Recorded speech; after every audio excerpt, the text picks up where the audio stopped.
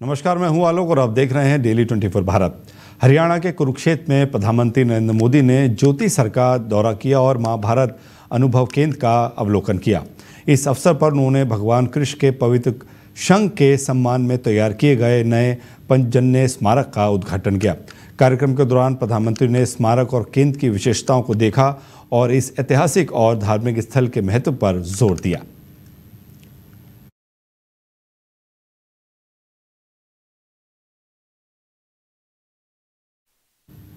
केंद्रीय मंत्री पीयूष गोयल ने श्री राम जन्मभूमि मंदिर में ध्वजारोहण समारोह के अवसर पर कहा कि ये क्षण उन हजारों लाखों हिंदुओं की आहुति और तपस्या का प्रतीक है जिन्हें मंदिर निर्माण के लिए समर्पित किया गया।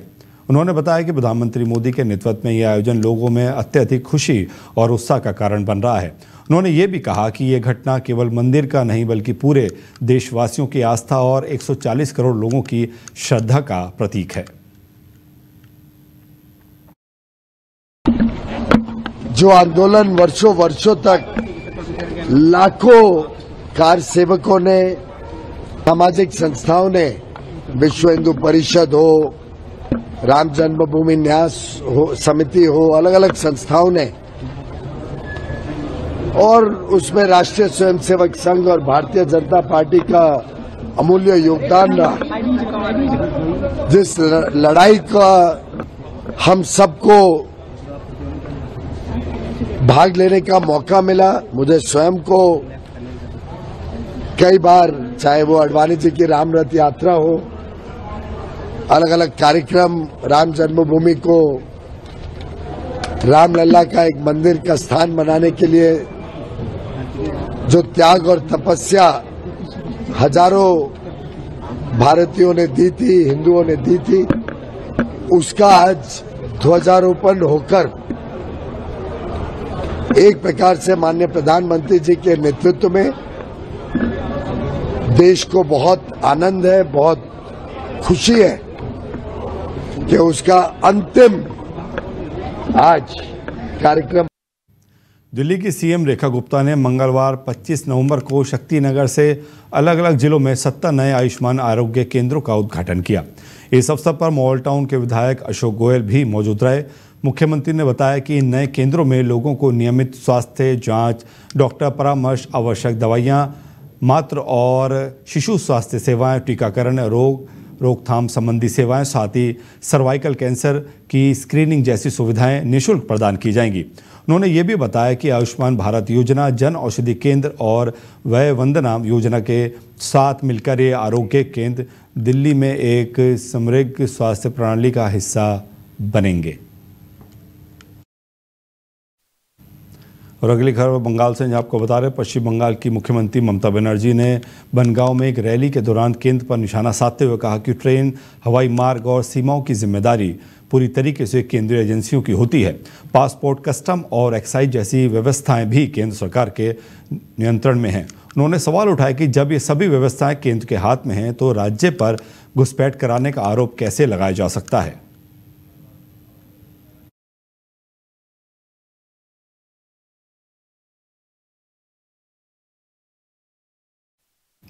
आनंदपुर साहिब में आम आदमी पार्टी के राष्ट्रीय संयोजक अरविंद केजरीवाल ने कहा कि वे सभी यहां 350 साल पहले हुए श्री गुरु तेग बहादुर साहिब जी की शहादत की याद में इकट्ठा हुए हैं। उन्होंने बताया कि पंजाब सरकार ने इस पवित्र अवसर को यादगार बनाने के लिए कई महीनों से तैयारियां की हैं।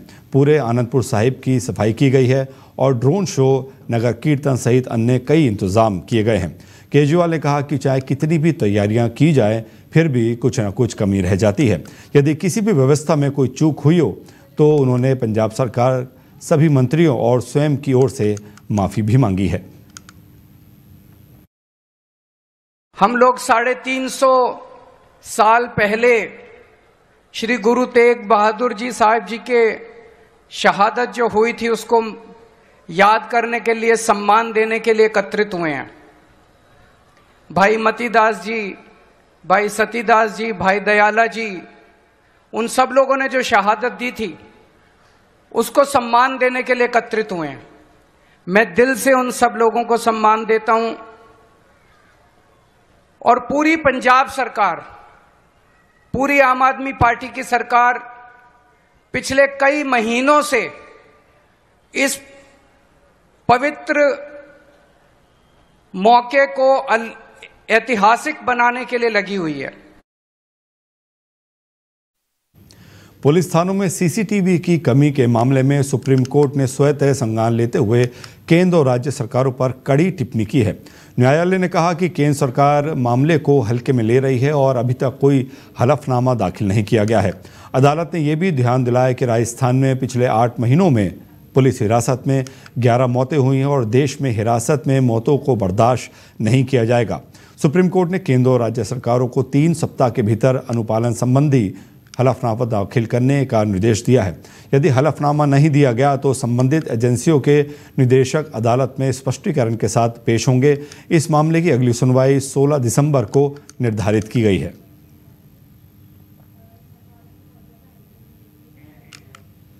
और आपको बता दें कि जो सुप्रीम कोर्ट ने कड़ी चेतावनी दी है, जो थानों के अंदर सीसीटीवी की कमी पाई गई है उसको लेकर सुप्रीम कोर्ट सख्त है। और आपको बता दें दिल्ली में जो पुलिस थाने हैं उनमें सीसीटीवी की कमी पाई गई थी, जिसको लेकर सुप्रीम कोर्ट ने दिशा निर्देश दिए थे, लेकिन अभी तक सुप्रीम कोर्ट ने कहा है कि हलफनामा अभी तक कोर्ट में नहीं पेश किया गया और जिसको लेकर सुप्रीम कोर्ट का रुख सख्त है और अगली सुनवाई जो है 16 दिसंबर को की जाएगी।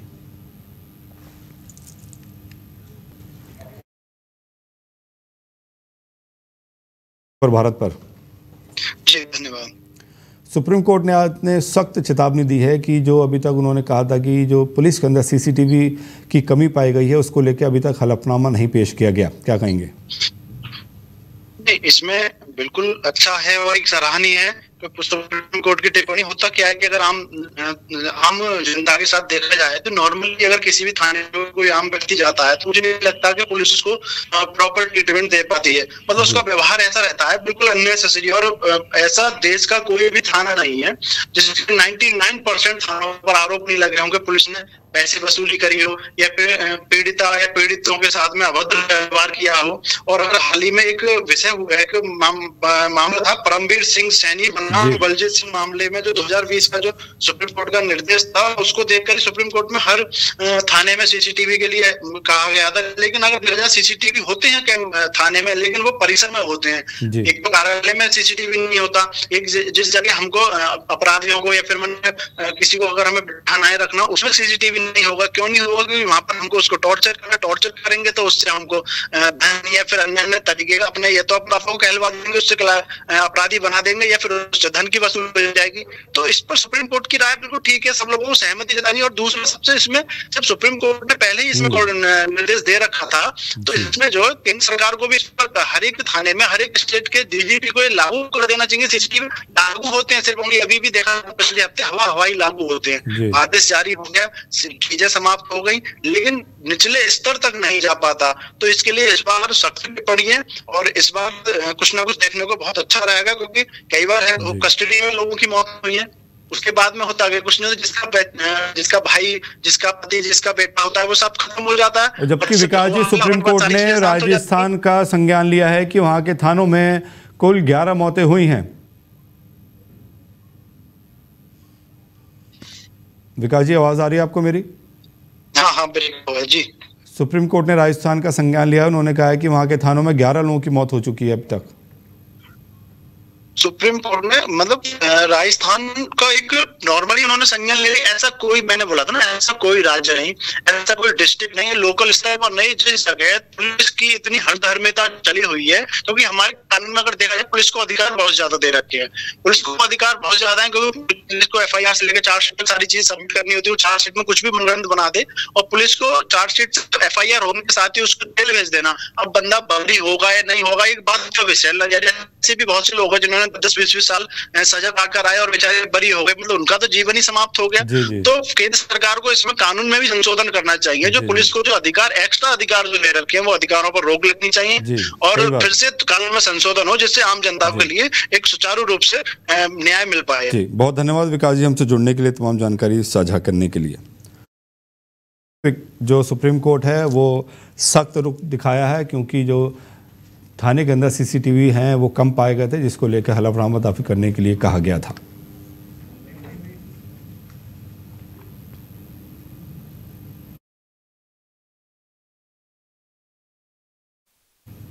हरियाणा सरकार ने श्री गुरु तेग बहादुर साहिब जी की 350वीं शहादत वर्षगांठ के अवसर पर ज्योति शहर कुरुक्षेत्र में एक भव्य और विशेष कार्यक्रम का आयोजन किया। इस कार्यक्रम में धार्मिक, सांस्कृतिक और शैक्षणिक गतिविधियों के माध्यम से गुरु साहिब की शहादत और उनके आदर्शों को श्रद्धापूर्वक याद किया गया। मुख्यमंत्री नायब सिंह सैनी ने समारोह में गुरु ग्रंथ साहिब को लाकर बड़े सम्मान के साथ स्थापित किया और उपस्थित लोगों के समक्ष श्रद्धांजलि अर्पित की। उन्होंने शहीदी दिवस के महत्व पर जोर देते हुए कहा कि गुरु साहिब की शहादत धर्म, न्याय और मानवता के प्रति उनके अडिग संघर्ष का प्रतीक है। इस अवसर पर विभिन्न सांस्कृतिक प्रस्तुतियां भी आयोजित की गई, जिनमें शिष्यों और भक्तों ने गुरु साहिब के जीवन और उनके शिक्षाओं को उजागर किया। कार्यक्रम में राज्य और स्थानीय अधिकारी, श्रद्धालु और समाज के विभिन्न प्रतिनिधि शामिल हुए, जिन्होंने इस पवित्र अवसर को यादगार बनाया।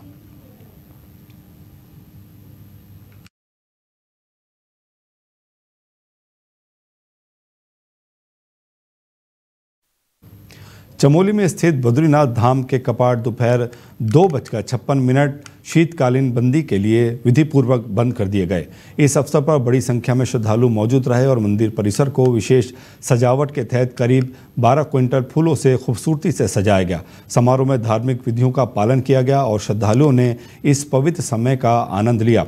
बड़ी संख्या में भक्तों की मौजूदगी में रावल, अमरनाथ, नबूदरी में पारंपरिक रस्में निभाई और मंदिर के कपाट औपचारिक रूप से बंद कर दिए गए।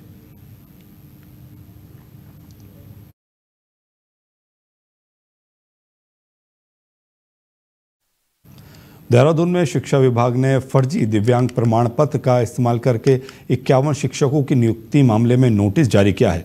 विभाग ने संबंधित शिक्षकों से 15 दिन के भीतर जवाब मांगा है। ये नियुक्तियां विभिन्न वर्षों में हुई और भर्ती प्रक्रिया में दिव्यांगता कोटे के तहत अपात्र उम्मीदवार भी शामिल हुए। नोटिस में स्पष्ट किया गया है कि निर्धारित समय में जवाब न देने पर विभाग उचित कार्रवाई करेगा।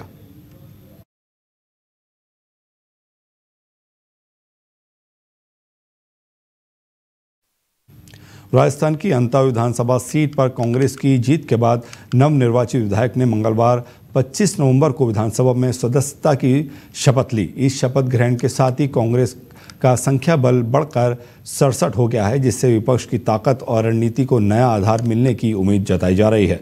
विधायक के शपथ लेने के बाद कांग्रेस का दावा है कि अब पार्टी जनहित के मुद्दों को और प्रभावी तरीके से उठाने में सक्षम होगी। 2023 के विधानसभा चुनाव में ये विधायक मामूली अंतर से हार गए थे, लेकिन सीट खाली होने और उपचुनाव में जीत दर्ज करने के बाद उनकी वापसी ने पार्टी को मजबूती दी है।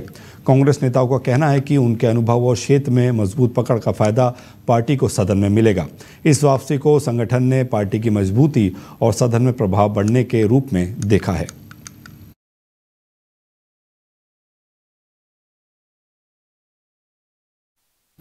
एक्ट्रेस श्रद्धा कपूर के भाई पर 352 करोड़ रुपए के ड्रग्स मामले में आरोपों के संबंध में जांच के लिए घाटकोपर स्थित एंटी नारकोटिक्स सेल की टीम पहुंची।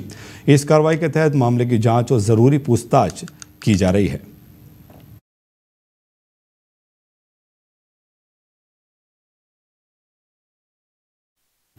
दिल्ली के इंडिया गेट पर रविवार को वायु प्रदूषण के खिलाफ चल रहे प्रदर्शन के दौरान स्थिति गंभीर हो गई, जब प्रदर्शनकारियों ने नक्सली कमांडर हिडमा के पोस्टर दिखाए और उसके समर्थन में नारे लगाए। पुलिस ने तुरंत कार्रवाई करते हुए 22 लोगों को हिरासत में लिया है। इस दौरान कुछ प्रदर्शनकारियों ने मिर्ची स्प्रे का भी इस्तेमाल किया, जिससे सुरक्षाकर्मियों को सतर्क रहना पड़ा। घटना के सिलसिले में विभिन्न थानों में एफआईआर दर्ज की गई है। नई दिल्ली के डीसीपी ने बताया कि प्रदर्शन छात्र और नागरिकों द्वारा वायु प्रदूषण के मुद्दों को लेकर किया जा रहा था, लेकिन नारेबाजी और आपत्तिजनक सामग्री की वजह से मामला बढ़ गया है।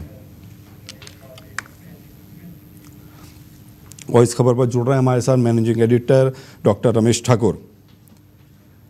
रमेश जी, इंडिया गेट पर जो छात्र प्रदर्शन कर रहे थे उनको गिरफ्तार किया गया है, लेकिन इसमें एक बड़ी बात ये सामने आई है कि उन्होंने पुलिस वालों पर लाल मिर्च का स्प्रे भी डाला है। देखिए आलोक, एक चीज आपको समझना है, जब भी कोई प्रोटेस्ट होता है किसी इशू के लिए, किसी मुद्दे के लिए, तो जब पुलिस की गर्दन फंसती हुई नजर आती है तो पुलिस इस तरीके से चीजें दोषारोपण करती है कि उन्होंने हमारी वर्दी फाड़ी, हमारे काम में उल्लंघन करा, सरकारी काम में बाधा डाला, या इस तरीके की चीजें आ रही है निकल के। और एक मानवीय पहलू अगर देखा जाए इस बार, तो वो लोग कोई आपसे जगह जमीन की मांग थोड़ी कर रहे हैं जी। वो तो साफ सुथरी हवा, सांस आप ले सको, अच्छे से रह चुको, तो इसी की तो वो मांग कर रहे हैं। प्रदूषण की स्थिति क्यों सालों साल बदतर होती जाती है? पिछली हुकूमत जो थी, आप ये कहते थे कि उसमें सरकार ने सही काम नहीं करा जी। तो अब जब हुकूमत भी अगर बदल गई है, स्थिति उससे भी ज्यादा बदतर है। अब ये कहा जाता है कि भाई जब नवंबर का स्टार्टिंग जब समय होता है दीपावली के आसपास, उस समय धान की कटाई होती है और उसके धान का जो अवशेष बचता है, इसको पराली बोला जाता है, तो उसको जलाया जाता है।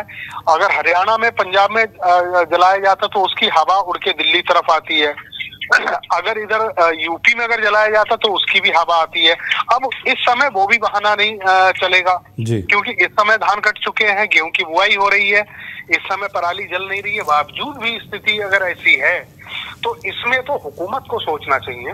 एक पहलू ये आता निकल के, इसके जो कारण, जो निवारण हो सकते हैं। आप पर डे का अगर आप डाटा निकालो तो डीजल, पेट्रोल, सीएनजी की गाड़ी सिर्फ दिल्ली में कितनी बिक्री हो रही है, आप उस पर रोक लगाइएगा जी। लेकिन ऐसा नहीं हो रहा। सारी की सारी फैक्ट्रियां चल रही हैं और जब इस समय जब ग्रेड 3 लग जाता है, जब 4 लग जाता है, तो उसके नियम अगर हम पढ़ें सही से तो ग्रेड 3 में ये कहा जाता है जैसे प्राइवेट दफ्तर है उसमें आधे कर्मचारी आएंगे और बाकी सारा होम वर्क करेंगे घर पे, और उसके बाद सरकारी दफ्तरों में भी यही नियम लागू हो रहा है। इस समय तो ग्रेड 3, 4 भी लगा हुआ है। क्या वो सारे के सारे नियम का पालन हो रहा है? मुझे लगता नहीं हो रहा। यही कारण है पॉल्यूशन की स्थिति ऐसी हो रही है। लेकिन रमेश जी, एक ये बात तो आपकी ठीक है, लेकिन इसमें एक गंभीर बात यह है कि जो वहाँ पे प्रदर्शनकारी थे उन्होंने नक्सली हिडमा के समर्थन में नारेबाजी भी की। उन्होंने कहा कि कितने हिडमा आप मारोगे, तो क्या ये सही बात है? नहीं, देखो, प्रदर्शन के नाम पे अगर आप किसी भी इस तरीके की चीजों का आप किसी की आड़ लेके इस तरह की हरकत करते हो, देखो वो तो अस्वीकार्य है। उसमें अगर पुलिस बर्बरता करती है, लाठीचार्ज करती है या शक्ति प्रदर्शन अगर करती है तो उनका वो राइट है, उनका अधिकार है। हाँ, प्रदर्शन जिस इशू के लिए हो रहा है, जिस मुद्दे के लिए हो रहा है आप उसके लिए आप करिए, लेकिन शांतिपूर्वक। लेकिन ये शांतिपूर्वक नहीं हो रहा जिस तरीके से आपने कहा कि ये प्रदर्शन कोई दूसरा कोई मोड़ ले रहा है। तो यहाँ थोड़ा सा ये होता है कि नहीं, प्रदर्शन के नाम पे कुछ ना कुछ कुछ तो हो रहा है। जी। बहुत बहुत धन्यवाद रमेश जी, हमसे जुड़ने के लिए, तमाम जानकारी साझा करने के लिए। तो आपको बताते चलें कि जो दिल्ली के अंदर प्रदूषण को लेके प्रदर्शन किया गया था और उसके अंदर दिल्ली पुलिस के ऊपर लाल मिर्ची का स्प्रे भी किया गया, जिसके तहत कई गिरफ्तारियां दिल्ली पुलिस ने की है।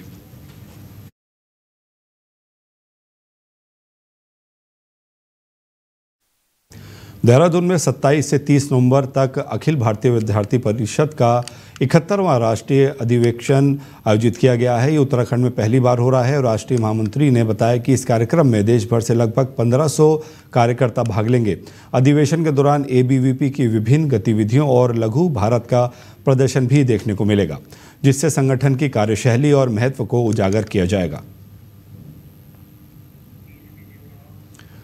और आपको बता दें कि उत्तराखंड में पहली बार ये आयोजन किया जा रहा है। देश भर से 1500 कार्यकर्ता इसके अंदर शामिल होंगे। ये अपने आप में पहली बार हो रहा है जब देहरादून में एबीवीपी का 71वां राष्ट्रीय अधिवेशन मनाया जाएगा, और अब तक इतिहास में पहली बार ऐसा हो रहा है। ये एबीवीपी का अधिवेशन मनाया जा रहा है जिसके अंदर 1500 कार्यकर्ता देश भर से इकट्ठा होंगे।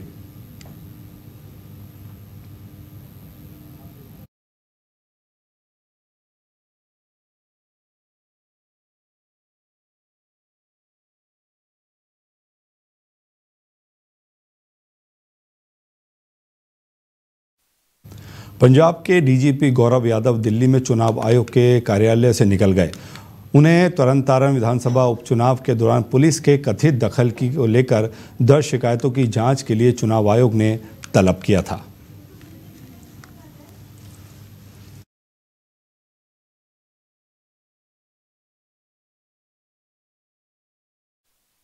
इस बुलेटिन में इतना ही। अपना ख्याल रखिए और देखते रहिए डेली 24 भारत। नमस्कार।